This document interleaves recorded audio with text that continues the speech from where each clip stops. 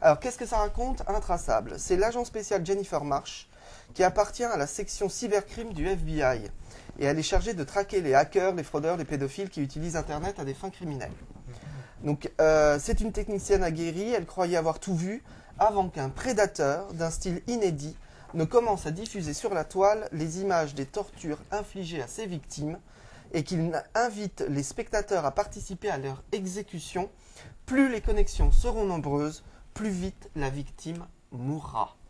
Non, Et, bien pervers, ça. Et le site s'appelle tuavecmoi.com. Donc, pour créer l'attention, il filme les personnes comme s'ils étaient surveillés pendant pas mal, enfin souvent, alors qu'il n'y a personne. Enfin, c'est vraiment cette caméra subjective, comme si ils étaient surveillés alors qu'il ne se passe rien. C'est Diane Lane qui joue le rôle principal et elle est aidée par son assistant qui est joué par le fils de Tom Hanks. Mince, j'ai oublié son prénom. Zut. Le fils de Tom Hanks, en fait, il s'appelle Colin Hanks. Donc c'est un thriller, hein, le thriller à la Silence des agneaux. Donc moi j'ai trouvé ça bien foutu. J'ai trouvé que Diane Lane était très crédible dans son rôle. Et c'est vrai que c'est assez original ce point de vue morbide donc du site qui tue.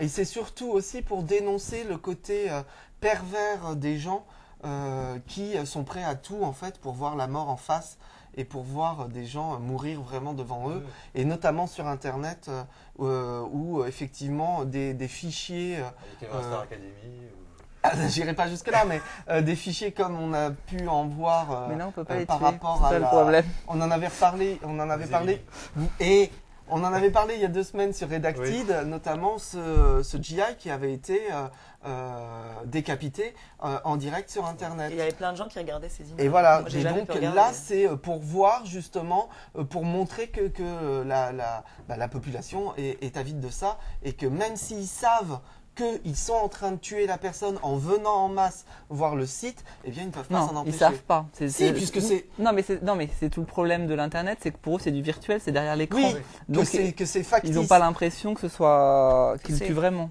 Donc en fait c'est vraiment un thriller bien foutu et moderne, bien joué. Bon, ça ne révolutionne pas le genre, mais c'est de bonne facture, et donc moi j'ai mis 3G. D'accord, Olivier. C'est gentillé, hein. C'est très gentillé, le scénario est super gentil quand même. Il s'est pas foulé la rate, hein. Il a pris des scénarios de tous les films du genre et il a exactement copié-collé. Le point de départ. Oui, le point de départ c'est un très bon point de départ, et sincèrement j'avais envie de dire que c'était un bon truc parce que le point de départ est vraiment intéressant. Mais après ça reste un thriller basique.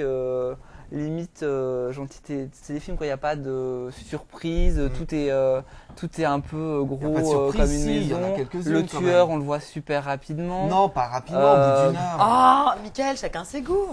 Et sincèrement c'est un gentil thriller, c'est pas mauvais mais c'est pas non plus révolutionnaire. L'idée de base était bonne, mais il n'est pas allé suffisamment loin. C'est du trop vu pour le scénario. Donc, et c'est dommage. Moi je mets un gentil 2G parce que c'est quand même un bon thriller, mais c'est pas révolutionnaire, loin de là. Donc voilà,